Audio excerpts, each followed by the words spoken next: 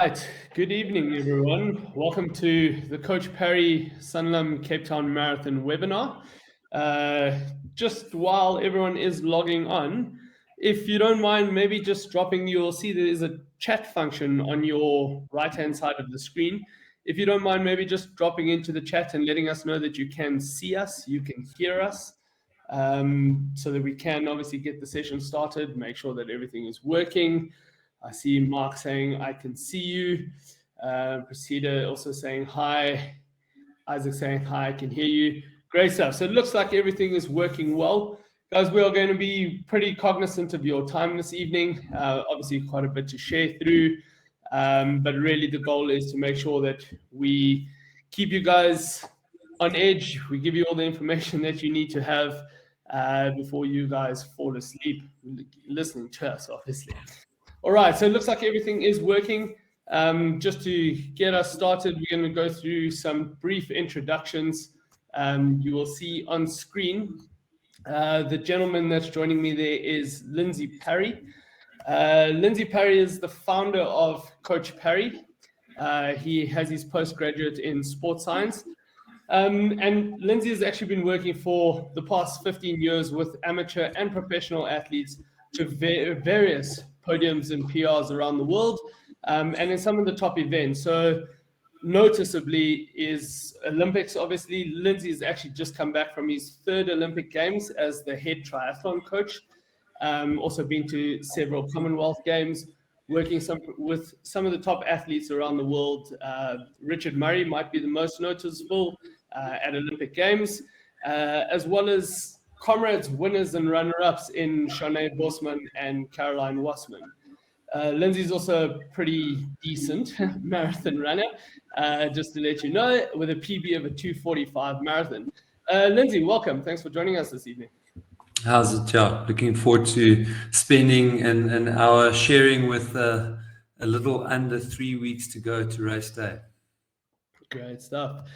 And then Nicki de Villiers, who is our resident dietitian. Nicki will be joining us shortly for her side of the presentation. But just to give you a background on Nicki, Nicki is the former head of dietetics at the University of Pretoria's High Performance Center. She lectures postgraduate students in dietetics at the university. She has her postgrad degree and has completed the IOC diploma for sports nutrition, and also been working with some top amateur athletes as well as professional athletes in the build-up to events such as the Olympic Games as well, Comrades Marathon, as well as events like Cape Town Marathon. So you're in really good hands from a nutrition point of view with Nicki, who will be joining us pretty soon. Just to let you know, a very brief introduction of myself. I'm just really here to facilitate this evening. If there's any questions, just to make sure everything flows. I am the former acting head of sports science at the University of Pretoria. I also have a postgrad degree in sports science and a certified strength and conditioning specialist, and also worked with athletes to Olympic game levels. Some of the noticeable swimmers in Tatiana Schoenmaker, who won gold and the current breaststroke 200-meter world record holder at the Olympics, as well as athletes to various events like Cape Town Marathon. I'm an avid cyclist, little bit dabble in the running spheres as well as triathlon. So yeah, I'm really just here to make sure everything goes smoothly tonight. Just to let you know really what you are going to be learning this evening. So the goal is for us to let you guys know tonight where you should be right now. So where your training should be at this point, what your focus needs to be for the next 3 weeks, as well as whether you are undertrained or in a good position for a good build-up in your training going forward. And also when to cut out on the strength training. So obviously we're pretty big advocates of strength training, but we want to let you know when it is time to hold off and tap off a little bit before race day. And then also, what can you do now to improve your chances for race day? Just to let you guys know, throughout the evening, we will have the chat function is open. We do love questions. We really would like you guys to engage with us throughout the night. Please feel free to pop in any questions into that chat function. I will go through them throughout the presentation, and at certain points, we'll make sure we do get to a couple of those questions. and hopefully there's a little bit of time towards the end of the session for a little bit more of an in-depth Q&A. All right, I think just to really get us diving straight into it, Lindsey, if you want to maybe get us going on where we should be at this point in time. Cool. Well, hopefully you are nice and fit, but there were a lot of people that were unsure if any races were going to get going anytime soon. So there are a lot of people that are well trained, and then there are a lot of people that are under trained, and we're going to talk a little bit about what to do there. And this is more of an introduction slide just to set the scene, and then I'm going to jump into slightly more in-depth discussions. But essentially what we want to do in an ideal situation is, if you are well trained and you've had a fairly good build-up, you've trained for this race for between 8 and 16 weeks fairly consistently, then we really want to start cutting down our mileage. So in the third week before we get to race day, typically that's where I will start the taper, but the bulk of that will be on the weekend long run. So you're probably looking at doing somewhere in the region of 80% of your peak weekly mileage going into this third week of training, and the bulk of that 20% is going to be chopped off of your long run. And I would say the absolute longest you want to be running this weekend coming is 25 Ks. But for a lot of people, that's been your standard long training run. And so you probably then you're looking at closer to 20 kilometers for your long run on the weekend. Going into 2 weeks out, we then want to chop down to about 50% of your peak training volume. So that would probably entail slicing close to 25% off all of your normal runs in the week and cutting that long run in half. So probably doing between 8 and 12 kilometers on the weekend. And then in the final week, I'll unpack that in a little bit more detail on the next slide. But in that final week, it's all about just keeping yourself going and what are the little things that we can do so that we stay supple, keep our range of motion, and we don't have if you do absolutely nothing in the last week, you're going to land up nice and fresh on race day. But having traveled and doing nothing or sitting at a desk working, you can really just seize up, and it makes for a very uncomfortable training run. And then, of course, we're going to talk in a little bit more detail strength and how long you should be doing for. So hopefully you have been doing strength training. If you haven't, now is not the time to start. Then I would encourage you to make that part of your routine post marathon, to really incorporate that. It's amazing for helping you to reduce injury risk, but also improving your performance. So I like to stop doing all strength training 10 days pre-race day. So for me, that'll mean probably be more like 13 days. I'll do my last strength session next week, Monday, which is almost 2 weeks to race day. And for most people, I'd say the cutoff would be that Wednesday. So next week, Wednesday, would be the last I would want you to do a strength training for. And again, I'm going to touch on what you can replace the strength training with in the final weeks when we talk about how we can, or what you can do to really improve your chances on race day. All right, great stuff. So, Linz, in the next 3 weeks, and I suppose this is, we obviously know what we've done, and hopefully the training's gone pretty well. But what is our focus now for the next 3 weeks when we're talking about the training going forward? Yeah, so we want to train for where you are now, and that's really now where I want to touch on this idea of where is your training. Okay, so you will hear a lot of people saying in the last 3 weeks, there's not a lot you can do to get much fitter, and that's absolutely right. If, however, you are doing a real crash course in training and you have basically only been going for 4 weeks, then 3 weeks, or put differently, almost half of your training is going to be spent tapering. Then you want to keep going consistently for a little bit longer, but that doesn't mean excessive loading. And so that's what I mean by train for where you are now. If you have had not ideal, but if you've had a good build-up, if you've been pretty consistent, if you've trained nicely for, as I said earlier, between 8 and 16 weeks, probably 10 to 12 weeks is close to ideal. But if that's what your training is compromised of, regardless of whether that means running 100 Ks a week or 40 Ks a week, if you've been consistent in your application, then you are going to start that taper as we discussed it just now. And that's going to be that this week is 80% of your peak volumes. Next week is 50% of your peak volumes. And that final week, we're going to talk about what we will do in that final week. And that final week will be the same for everyone, regardless of what road you take.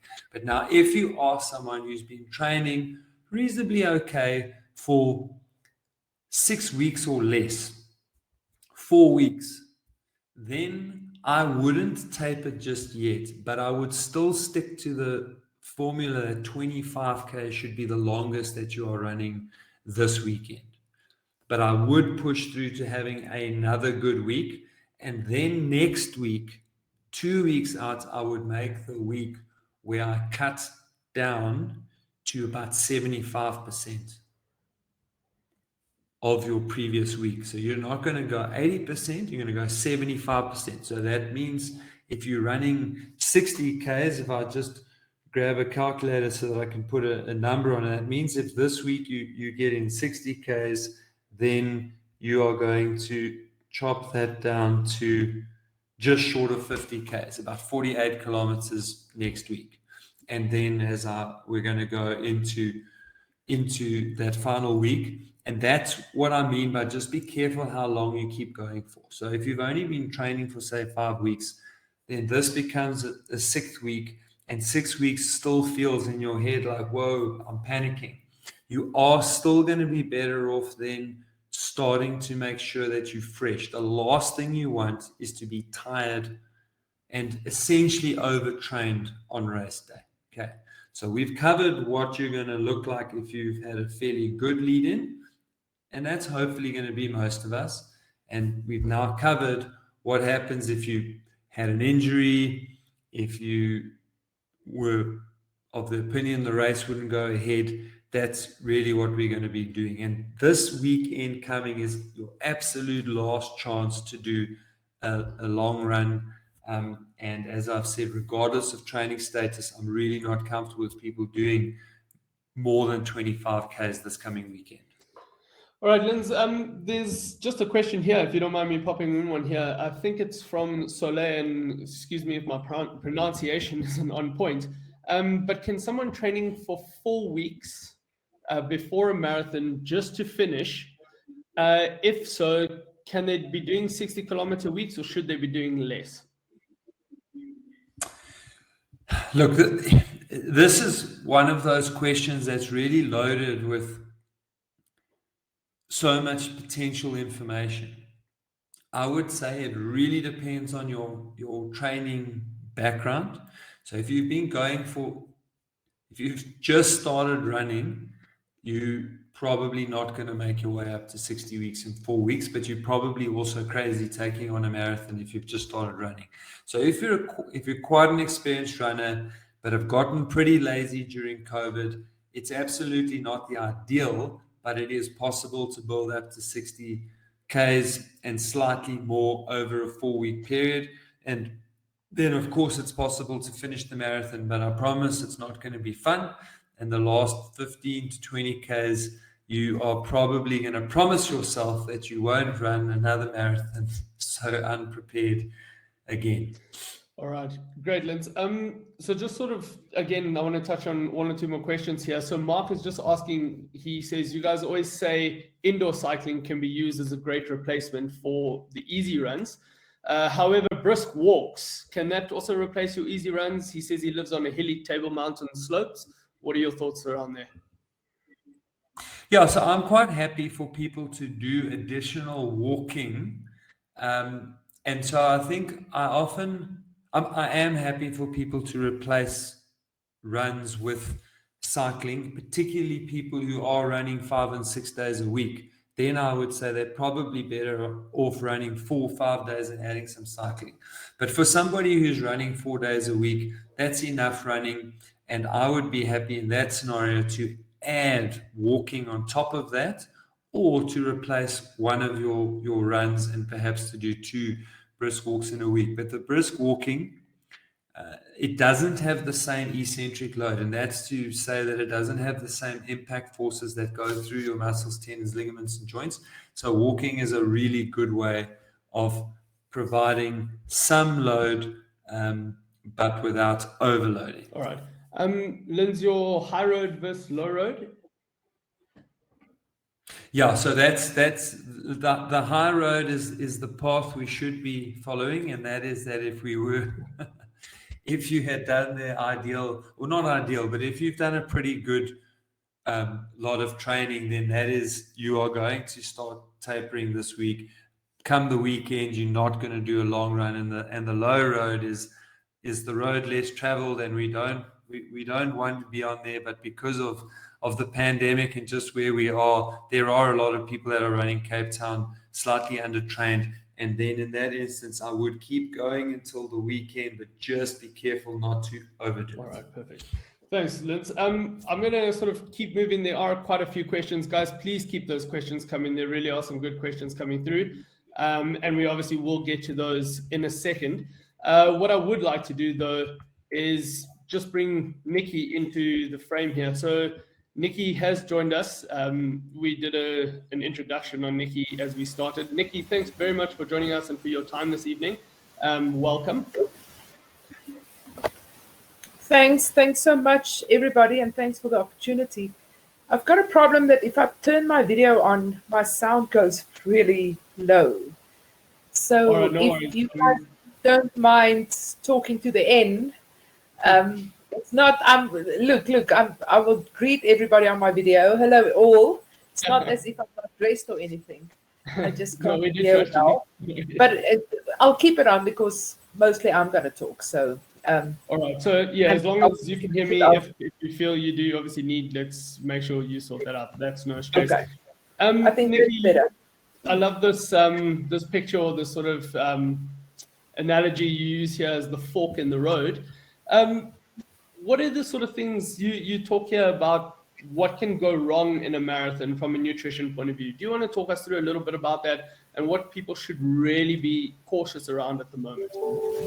Yeah, thanks, Devlin. So I did put some points there on the slide. The one is the 2 things that we know cause tiredness is dehydration, or maybe then overhydration, and then especially running out of fuel or energy. But then also overheating can play a role, muscle cramping can play a role, which we don't have that many solutions for, and then our gastrointestinal problems, because those usually comes if we want to keep up the hydration and the fuel.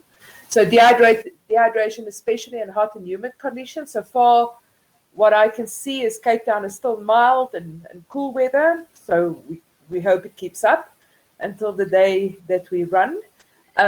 But excessive dehydration can influence your performance physically, but also the cognition that we run with. So overhydration also become more and more evident. So you can usually see it in your training runs. Let's talk about how you're going to measure it in your training run. So dehydration is usually measured if you weigh yourself before and after your run.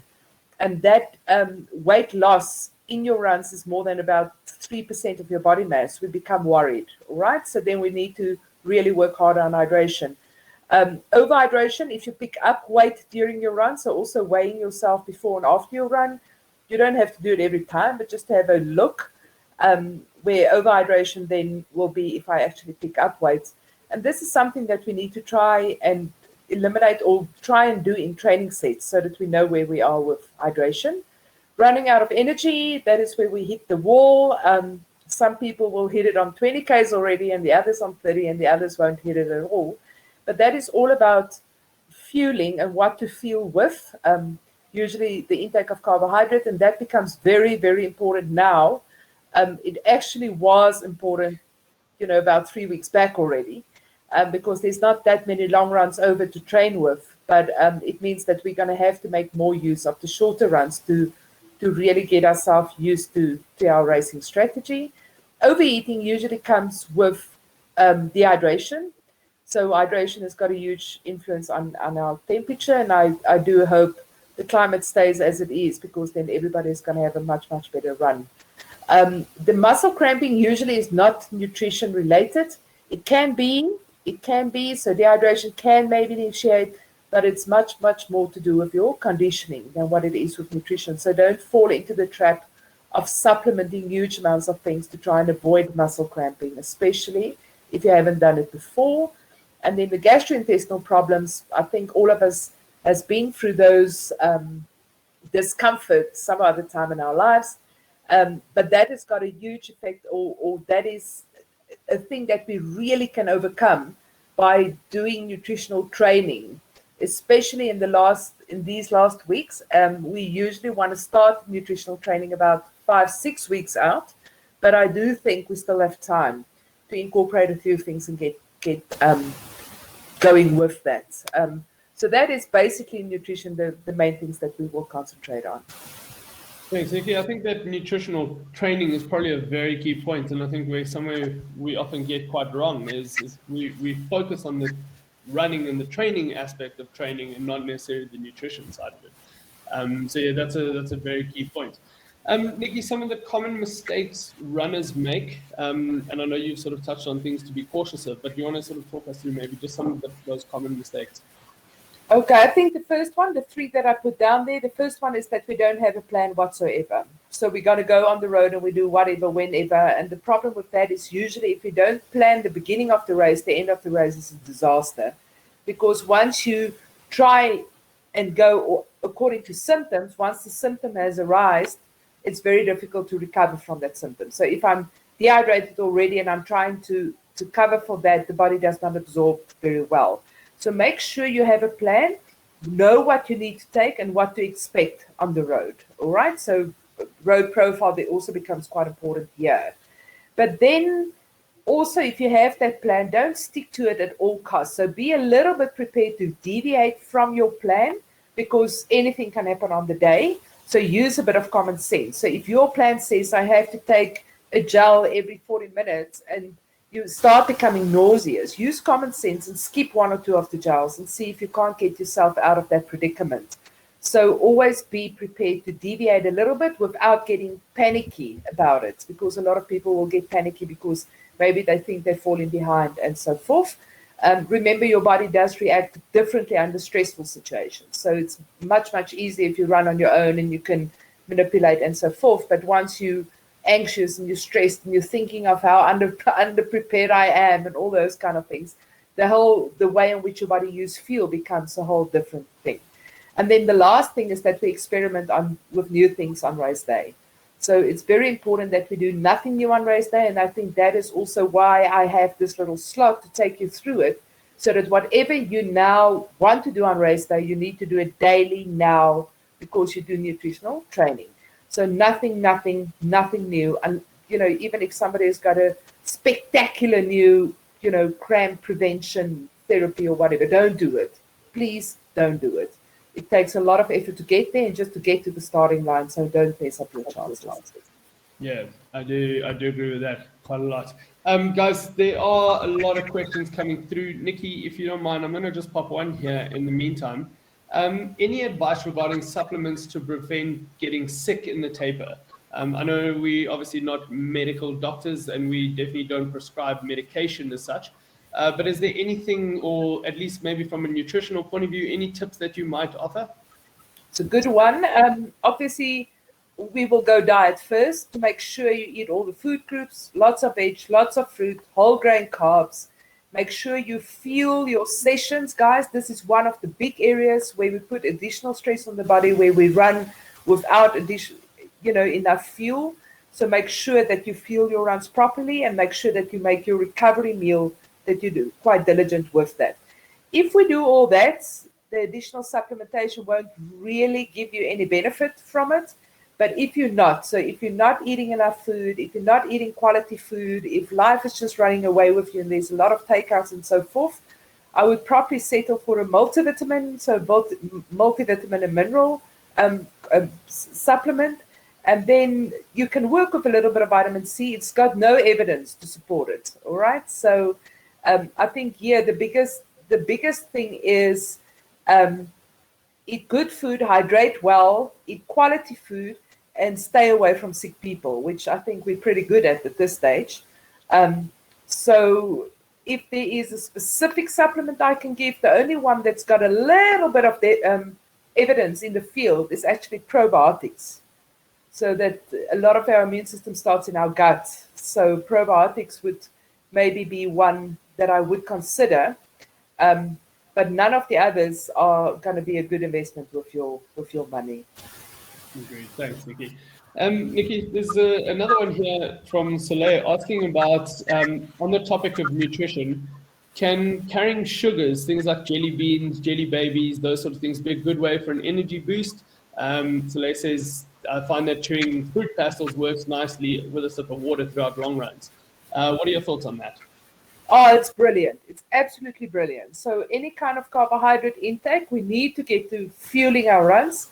And that is why if I hear a question like that, it means it's tried, it's tested, and it's working. So go ahead with it. So I think the only thing you must check is a few fruit pastels versus a lot of fruit pastels. So we can actually benefit by taking about 30 to 40 grams of carbs. So seeing how much carbs is in something and trying to really push yourself in these weeks leading up. So even if it's a shorter run where you know you don't necessarily need the fruit pastels, try to push one more. Because we know on the marathon that's much, much longer, 2 fruit pastels is not going to get us there. So I think there you're definitely on the right track. Check volumes and try and push the boundary a little bit for eating more, and try it even on your shorter runs because we don't have that many long runs left. Cool, thanks, Nicki. Nicki, do you want to talk? I know just we've already touched on the sort of adequate fueling and the hydration and that, but maybe just talk us through this slide if you don't mind, just briefly. Okay, so in terms of the nutrition for a marathon, we have to look at 3 basically concepts. The one would be adequate fuel. So this would be make sure that we eat, what are we eating now in the 2 or 3 weeks up to the marathon? What are we eating on the morning before we run? And then the fueling during the run. So those becomes much, much more important. And if you look at the training part of it, also the refueling afterwards as a recovery. The adequate hydration, by now we should figure out what type of drinker I am. As I said, we predict cool conditions, but are you somebody that needs 500 mils an hour? Could you go by on 200 mils an hour? Can you go by on 800 mils an hour? Because that's quite individual. So the way, as I said before, in which we try and test this is basically testing or looking at the weight loss before and after a run. That weight loss usually is indicative of how much fluid you've lost, and just see if you're up to track. So if you're running at the moment an hour and a half, and you feel at the end you will drink a whole swimming pool full of water, then you're probably not hydrating well during your runs. And all these are trainable. You have to train your body. So although you don't feel necessarily comfortable, make your body to become comfortable with that. So the risk of the gastrointestinal problems becomes more evident if the top 2 is not done properly. So either you run out of fuel and you run out of hydration, so you're dehydrated, that then increase the risk of GI performance, GI problems, or if we then overfuel and overhydrate, that will also give you the gastrointestinal problems. So that can be a problem for some. And as I said, most of the time, guys, it's just training the gut to what you want it to accept in the run. Great stuff. Nicki, the fueling before a race, I think, is quite a key thing. And I know a lot of people in training, hopefully, have started playing around with pre-training meals, snacks, those sort of things. In the last couple of weeks, and especially when we are leading towards race day and on race day, what are your sort of guidelines in terms of fueling to get yourself going, so before the run?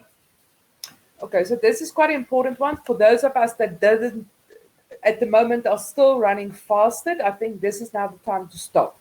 So the fasted runs is usually got to do with adaptation to training. We're past the adaptation period. I think whatever adaptation you have is what you have. We're not going to build in another 3 weeks extraordinary adaptation issues. So please try, for those of you that eat nothing, to start fueling before you go. And the fueling basically is carbohydrate predominant. So we've got enough fat to keep us on the road, but the carbohydrate predominant things can be a flavored yogurt, a bowl of cereal, breads, bananas, juices. But you need to now incorporate the stuff that you're going to do on race day. So on race day, if you now eating leftover rice from the night before you go and run, just make sure that on race day, you're going to have leftover rice in your little saki, carrying it all the way to Cape Town.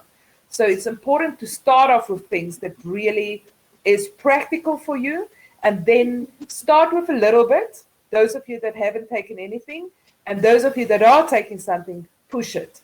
So if you normally take a banana, take a banana and a half. If you normally take a bowl of cereal, put a banana in the cereal. If you're normally only taking 1 slice of toast, try push for 2 slices of toast. I know it's early and I know it can cause discomfort, but I would rather try and test it now and am not comfortable within an hour run than what you do it on race day and there's discomfort for 3 hours of that day. That will crash you really badly. I think in the next slide, Dave, there is some examples. So the before training sessions, as I said, please, guys, I can't emphasize enough that it's time to train your guts, all right? So we need to eat for fuel. That's the carbohydrate sources, like any kind of starch, fruits, milk can have it in yogurt. You need to look at hydration. So the fluid intake before I go onto the road, a lot of us will avoid it because we're scared we need a loo. It is important that you remember that the fluid, so if your stomach has a certain amount of fluid or food in it, actually the gastric emptying is enhanced, especially in a marathon type of pace. So a marathon type of pace actually enhance your gastric emptying, but then there must be stuff to empty. All right. And then we do make use, or we are aware that if we eat excessive amounts of fiber, like all bran flakes or high fiber bread, that can cause this gut discomfort. Also, if you eat excessive amounts of fat, like the bacons or the butters that some people put in their coffees, and those kind of things can cause trouble. And then that timing of the meal is usually 1 to 3 hours before, keeping in mind that on the day of the marathon, you will probably be awake 3 hours before. So you will be able to get up, eat a decent breakfast, and then maybe have a snack just before you go. So always taking a snack with you to the start so that you have something there to eat or drink. Some people, it works quite well if you take a gel just before the start of the race, because then okay, the first hour or so is covered. So, I don't have to stop at those water tables where there's lots of people. So a short run, water is usually enough. But I would still include the carbohydrate, as I said, in the shorter runs because we're running out of time to practice this. And then with the longer runs, you can use sports drink before if you're not comfortable with food, and you can have a little bit of a bigger meal if you have, more time before your run. But keep it low in fiber, keep it low in fat, and load it with the carbs. As I said, even if it's a type of a refined carb, even if you drink a bottle of your carb drink that you normally have, fill up the bottle, start sipping on it, take whatever is left over to the start, and then you can throw away if it's excessive. But yeah, you need to start training on these things and push the boundaries a little bit. We'll definitely start practicing those quite early. Nicki, throughout the run, so this is quite a key, I know we get a lot of people asking us in the forums as well, just in terms of what to take in, what to carry. Just talk us through a little bit about your nutrition and your fueling during those runs. Okay, so this is quite an important one because this is what we need to start doing now. So we do know that the higher the carbohydrate intake during your run, the better the performance because your oxidation will increase. So you will use carbohydrate as a fuel. So those studies says pertinently that you can definitely, with the higher carb intake, you can maintain your intensity for a longer period of time. So therefore, you can basically finish the race in a shorter time It's not that you faster. You can just keep your fastness, if that's even a word, for a longer period of time. So the main thing standing in our way here is the gut. No. So if you're not used to carbs in the gut, then the absorption rate won't be that great. But if you now start a little bit of feeding more carbs, you will get used to that, and that will then increase your basically how long you can stay at your intensity. And some studies even increase the intensity. So would you need that increased intensity because we're running a marathon? Probably not, but it will help you uphill.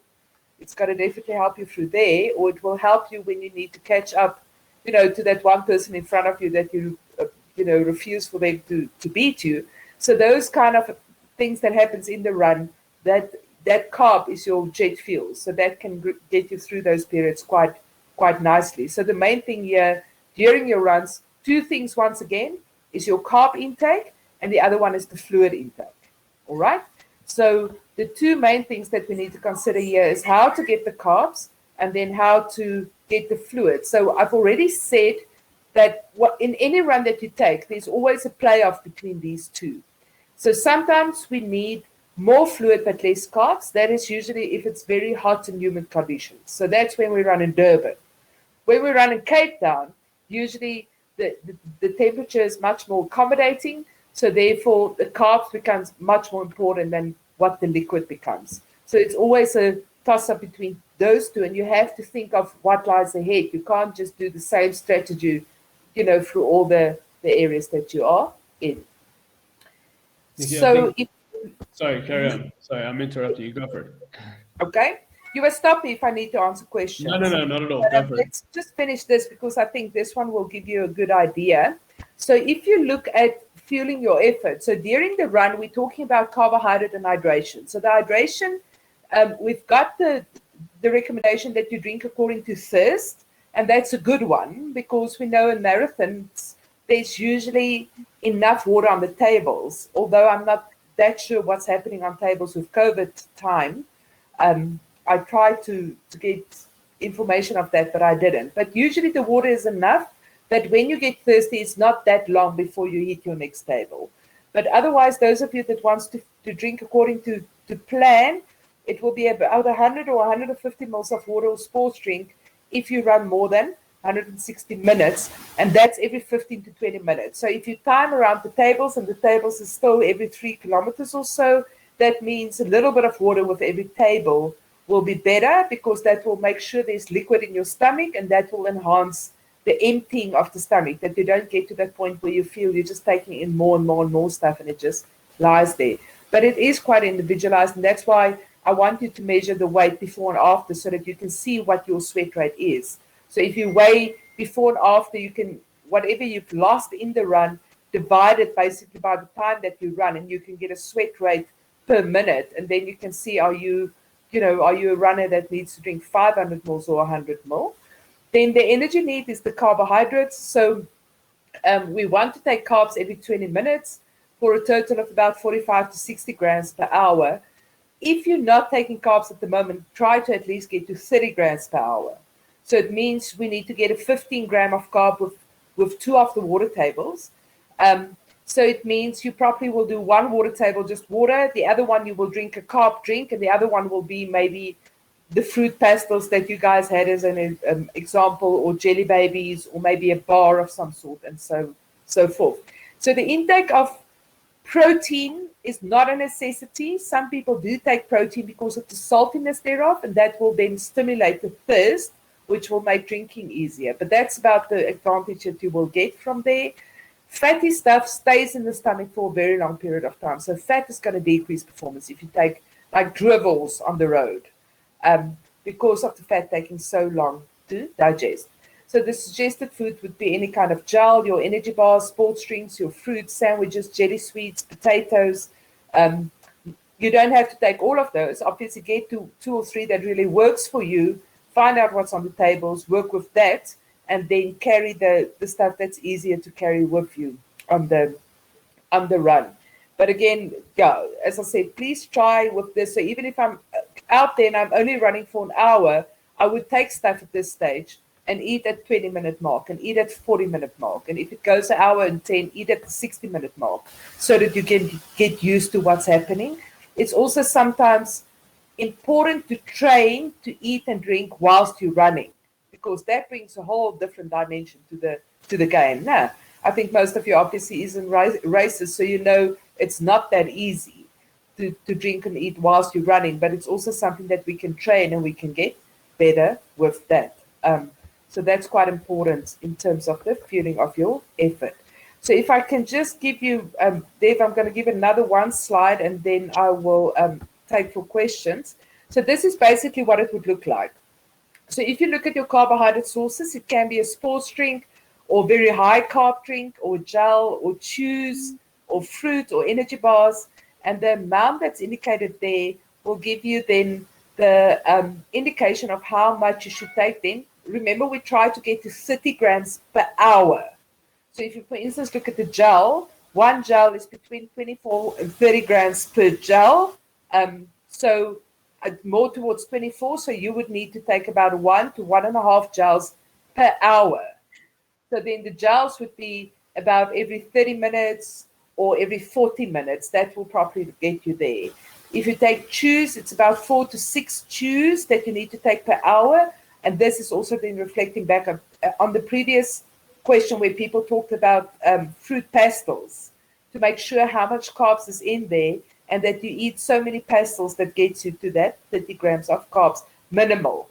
Those of you that run much faster, or those of you that's really gunning for this, that wants to run a PB and those kind of things, it will help you to carry about 40, 50 grams per hour whilst you're out there. So 30 grams is the bare minimum. I mean, when sitting on the couch, if you do nothing, your body uses about 7 grams of carbs per hour. So we're actually just giving it about 23 grams more for the effort that you run. And that's quite an insult. But at least then 30 grams will be a good start, and then you can push from there onwards. Cool. Thanks, Nicki. Nicki, I'm going to chuck in a couple of questions now. There's a question here from, again, excuse my pronunciation, I think it's Proceda. Says, I've recently, 3 weeks ago, started overnight oats on my Sunday long runs with low-fat milk, blueberries, banana, yogurt, and 70% dark chocolate. Seems to help me. Any suggestions on the ideal overnight combination? That already sounds quite incredible, if you ask me. What are your thoughts, Nicki? It's spectacular. It's absolutely spectacular. So what we want to do, so your intake of carbohydrate before your run, we try to push it to get about 100 grams of carbs, in between 70 and 100. So if I can quickly calculate for you here, so if you do oats, say about 50 gram raw, that's 30 grams of carbs. If you add a cup of milk, that's another, say 10, 12. So we're on 40 grams. The banana will add another 20. So that's 60 grams. A little bit of yogurt would give you to about a 70 gram. So you had about an 80 gram carb meal with that, if the oats is about 50 grams. So this is brilliant. I think everybody should take note of this recipe and just do that. I think if you tell me it seems to help, it definitely helps you. Trust me on this. As long as it's easy for you to get down, this is absolutely spectacular. So the only thing I think that will be missing from your pre-event meal would be liquid. No, to make sure that there's enough liquid so that we can take care of hydration as well. Tea or coffee? Cool. Nicki, I know you also spoke briefly on things like fats and taking in things like drivos and that. What's your thoughts? I see there is a question from Isaac here around taking in salted peanuts. Is that a good option? Yes. Okay. So let's just revise that fat a bit. Salted peanuts shouldn't be a bad option, but it's not a fuel option. So it's the same. If you're used to taking drivos and you like taking it, I'm not going to say to you, stop taking it. It's just that if fat is going to replace the carbohydrate, so the drivels is filling me up, or the salted peanuts fills me up, so that in that hour that I have the salted peanuts, I'm not eating carbs, that's going to be to your detriment. So I think I can make it better by putting maybe raisins with the salted peanuts, but I also do think that saltiness is to your advantage, because you get so sick of the sweet things that this will give your palate a little bit of a different taste, but please don't let that replace the carb intake. All right. So what I mean by fat is fat stays in the stomach for a very long time. So the probability is that if you eat any fatty sauce whilst you're out there, like peanuts is fatty, then you're probably going to end the marathon with still peanuts and dribbles in your stomach. And if it's a little bit, you should be okay. But if it's a lot, it's going to mean that because of the feeling of fullness, you're going to stop taking your carbohydrate and your liquid. And that's going to force you into trouble. So eat the salty peanuts if you're used to it, but it's literally a small handful and then carry on with the carbs. Great, thanks, Nicki. That's a really cool question. Nicki, here's one from Mark. It's probably more of a statement, but just quite an interesting one. Mark says, I always take a meat pie and some pickles on the road for the long run. Sounds silly, but it works for me. Give us a little bit, or your thoughts. So obviously from the dough and the pastry side of things, probably good from a carb point of view. But in terms of the meat and the heaviness on the stomach? Yeah, so this is something that I said, don't try anything new. So please, you people out there, don't start with Mark's during training run regime now. All right. But Mark, if it works for you, I won't scratch it that much. I just think you can feel better. So if this makes you feel all right, there is light at the end of the tunnel because it can make you feel better. So the heaviness is exactly what I spoke about there. Is the fat or the pastry in a pie already contains about 5 or 6 teaspoons of fat in there, plus the protein. So fat takes about 3 hours to clear stomach, and that is a stomach that's got enough blood from enough hydration. Protein takes about 2 hours to clear the stomach. So this meal, Mark, I think you're feeling well on it because you don't get hungry and you feel full, but it's not necessarily, it doesn't feel that well at all. The pickle juice sometimes is good. There's been some studies that tells you pickle juice will prevent some cramping, but that is when you feel a cramp coming on. If you then drink a pickle juice, it seems to help a little bit to prevent the cramp to fully, explode. But the heaviness of that meal will definitely make you feel, will not deliver fuel as you want to deliver fuel. But as I said, don't necessarily mess up with things that's working. Mark, I would love for you to do just 1 or 2 runs where you include more carbohydrate that's easier digestible. So maybe have a bottle of Energade with the pie and see if that doesn't give you better energy. Cool, thanks. I'm gonna, guys, keep those questions coming, please. And I see there have been a couple for Lindsey as well, and we will bring Lindsey back into it a little bit later. Just want to get through a little bit more of the fueling. From a nutrition, from a recovery point of view, rather, Nicki, take us through your tips here. All right, so recovery is important. Recovery is important for now up until the marathon. And as I said, some of the recovery, the advantages of proper recovery is immune system. So we already had a question about that. No, so the immune system really depends on the carbohydrate intake during your runs and then the recovery. And we usually talk about the 3 R's of recovery. Now, so the refuel, and this is important in this, basically the way in which I said it. So the first importance is the one of the refueling. So to make sure that we have a carbohydrate source directly after your run, it is important to do it soon after the run, just because of the loads that you guys are running. All right. So that can be any carbohydrate source, a big glass of orange juice. It can be flavored milk that contains the Nesquik or the Milo in there. It can be the oats that you're eating. It can be a piece of toast. So any carbohydrate source. The second important one is the rehydration. So to make sure that we start with liquid in that meal and then carry on the intake of liquid over the next 3 to 4 hours until you had a good toilet stop with a good volume of urine, and the urine is nice, light, and straw color. All right? Any liquid. It can be coffee, it can be tea, anything but beer. Okay? So any liquid except for alcohol. And then the rebuild part would be the protein. But that's the lesser of the importance. And I think what I always say with this slide, chocolate milk, I think most of you know the story about chocolate milk being a very good recovery agent. The protein can be with the meal. It's just I don't want a protein shake as a recovery because it's a weak recovery. So the protein shake usually contains only protein. So if you want to make a recovery drink out of a protein shake, you need to mix the protein shake with milk and add a banana. And then you've got a recovery shake. All right. But please don't just do a scoop of whey protein with a glass of water or mix with water and think that is a recovery, because that's the least of our problems is the protein. The problem is the refuel and the rehydrate as quickly as possible. Your body is ready for it. So the body straight after your run is so ready to recover. If you just give it the nutrients, it will do it at double speed for you. If you're going to wait an hour or two before you start that meal, you're going to lose a lot of recovery time. So because then it will take about a 36 to 48 hours to recover from that run in terms of the fuel sources that need to recover. So if you think of, or if you see options that you can maybe have, so after a short run, a lot of carb with protein, a little bit of protein, and after the longer run, still the carb protein, and then also, start recovering. So you take that immediately, and then you eat every 2 to 3 hours. I think that's not a problem because most of you will be hungry with your loads that you're running.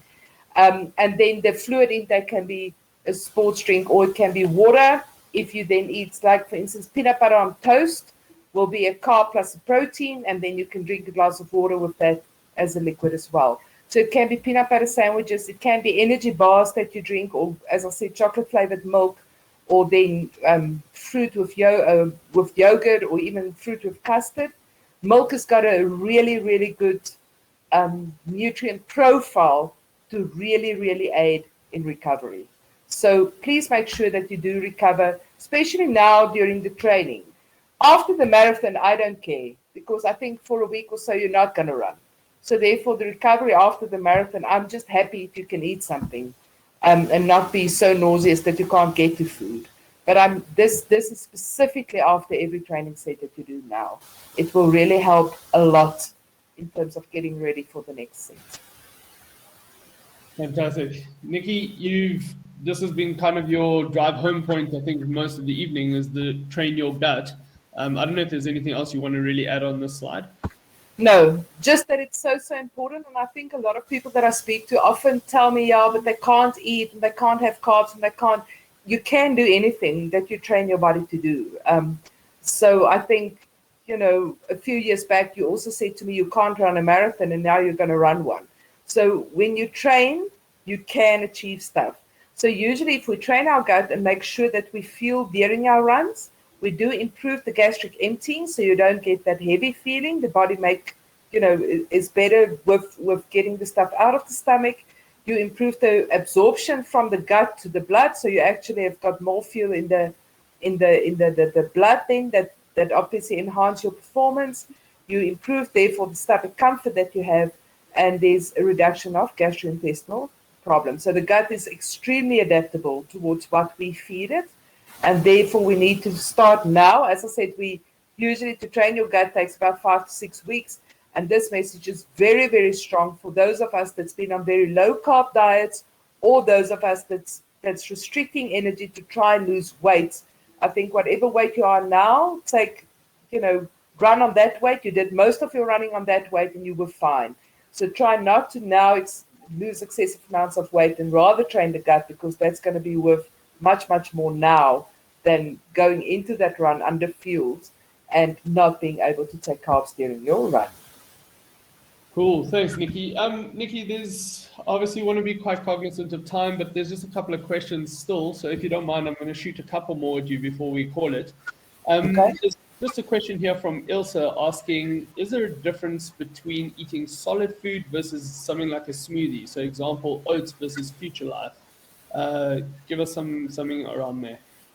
Okay, Ilse, the answer is no. There's not much of a difference, so you can do any one of the ones. Remember that if we eat solid food and we don't chew properly, so if it's a lot of particles that we don't chew properly, that will take a little bit longer to clear the gut. So therefore, the liquid food will clear faster. So if you're somebody that struggles with gut discomfort, a smoothie would probably be better. But in terms of the stuff that goes into the blood, all the same. So whatever suits you, go ahead with it. Cool. And then Jason, there's sort of two questions here, if you don't mind. I'm going to sort of answer them or ask them together. Jason wants to know if toast with peanut butter on is good for pre-run. And then Annalie also wants to know about a small Marmite sandwich. I'm assuming that would probably be during the run. Okay, so the pre-run toast peanut butter is perfect. One slice of toast won't take you very far, so you need to consider that. So one toast is 15 grams. So I would increase the toast and maybe then have a nice big glass of juice with that. So that would bring you there. So it's 2 slices of toast with peanut butter and about, I would say, 350 to 500 ml of juice. Then you're all set to go. Small Marmite sandwich during the run, very good idea, because you will get the saltiness to drive the thirst, and the sandwich obviously will then fuel the body. I would probably make use of white bread sandwiches and not the grainy ones. They would be easier to get in, and also they don't leave residue in the gut, so that you don't have to look for a bathroom. But as I said, again, try and run with it this week and see how it goes. Great stuff. Nicki, thank you very much. And Lindsey, I'm going to bring you back in as well. Lindsey, I know you've been answering a lot of the questions in the chat already. So thank you for that. Nicki, thank you very much for your time this evening. Guys, we've probably got a minute or two. So while I am wrapping up, if there is a lastminute.com question, I might be able to squeeze it in for Nicki. But in the meantime, just keep in mind our next webinar that will be on the 11th of October, so race week. We will be, Linz, I don't know, maybe if you want to give some highlights on what we might be touching on. Yeah, so that webinar is going to focus literally on 3 things. One, it's going to be what do I do from Monday to race day. So we're going to run through almost a checklist of you, if you like, of what to do. The second thing is I'm going to run you through what you should be doing in the morning, on the morning of the race, some of the procedures around what's going to be happening at the start, and then very importantly, number 3, how to manage your race by taking you through the route. So, landmarks. There was a question in the forum about, where is 10Ks, where is 20Ks, so on, so forth. So I will, in almost not quite give you a virtual tour, but that's what I'll do. So, yeah, from our point of view, the nutrition was the highlight of this particular webinar. With 3 weeks to go, that pretty much gives you just enough time to put into practice some of the things that Nicki has spoken to us about tonight. So thanks, Nicki. Anyone who's been around on the running circuit for a couple of years will know that I do like to do talks with Nicki. I take her around the country with me when we go around doing, well, now we do webinars, then we used to do club talks, etc. So yeah, that was fantastic, and hopefully you all learned a lot and you'll implement some of those things. Remember, what I didn't touch on this week in my talk, which I really should have, and I'm going to now, and that is that any pain, injury, sore, anything that you've got now, don't push on and convince yourself that you are going to sort it out for the or in the taper.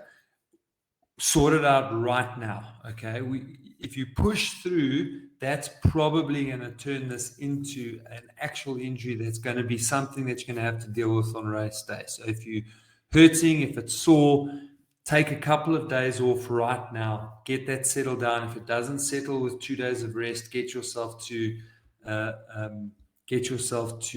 a physio. So I've seen there, Farana just asked a question, when do we stop strength training? I did cover that. That will be Monday. Let's give you a date. I said Monday 2 weeks before. So it's literally a week from today is my ideal. Absolute latest will be Wednesday. So just so that you've got those dates, that'll be Monday the 4th of October or Wednesday the 6th of October.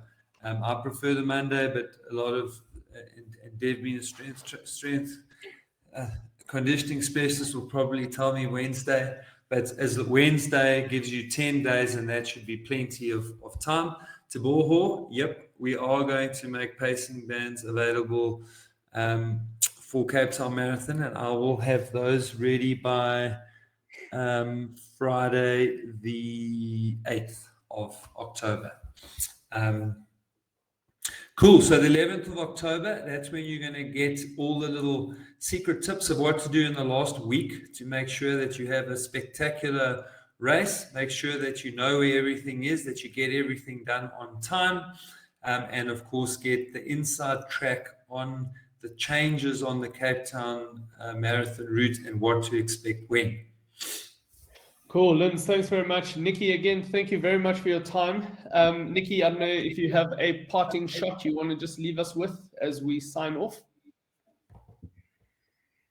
Yeah, I think it's just like a broken record. Hey, train like you're going to run, right? So train with the food that you're going to run with in the marathon, and don't try anything new. So if you want to try anything new, now is the time to do all the gels and all the boosters and all the Kirkman and everything you want to try it now in training, so that when you're on race day, please plan, as we said from the beginning, plan and do it proper. But if the plan goes astray, don't get panicky and just keep on pushing. Cool. Guys, thank you very much to Nicki and Lindsey for your time. Ladies and gentlemen, thank you very much for joining us this evening. I hope you got a ton of value out of that. We will look forward to seeing you on the 11th for the next and final webinar. The registration link is there, coachparry.com/SCTM. Make sure you do register for that. I will call it tonight. Good to see everyone. Happy training for the next couple of weeks, and we will chat soon. Take care, everyone. Bye now.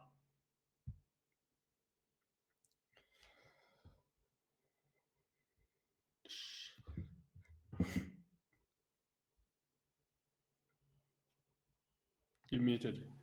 Shot, Brew. That was very good. I do think we made one little mistake, though. Yeah. I don't think we recorded it. No, so I did ask Brad. Brad says it records itself. I don't have to do anything. Oh, okay. Well, that's cool. But no, it was really good. Well done. Yeah. No, it's one thing I did think about today. I did just pop him a voice note, and he said not to worry, it does record itself, so it's cool. Okay. No, but that was really good. Well done. Thank you. Cool. Thanks, Nicki. Nicki. Thank you. Thanks for the opportunity once again. Enjoy your evening. Cheers. Cheers, guys. Cheers. Bye.